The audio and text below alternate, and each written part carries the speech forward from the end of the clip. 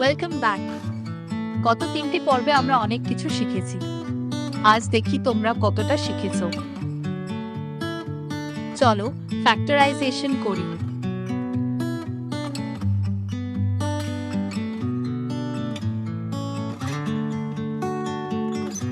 দেখলে কত সহজ। এবার এটাও একইভাবে করি। উফ, কিছুতেই হচ্ছে না। তাহলে কি এই সমীকরণ সমাধানই করা যাবে না? জীবনে যেমন সব সমস্যার সমাধান একইভাবে হয় না, গণিতেও তাই।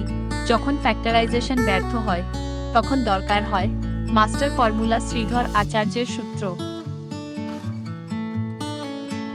এটাই আমাদের মাস্টার কি।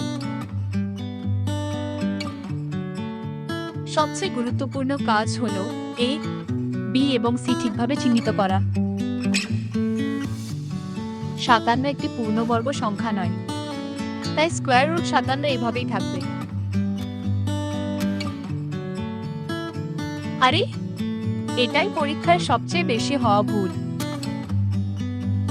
নিজে চেষ্টা করো।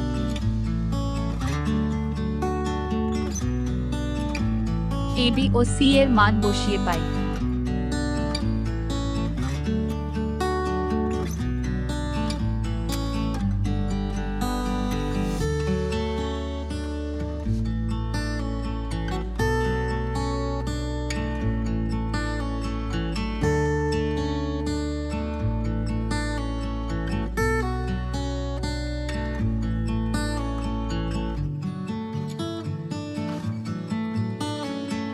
পরের পর্বে আমরা শিখব ডিসক্রিমিনেন্ট।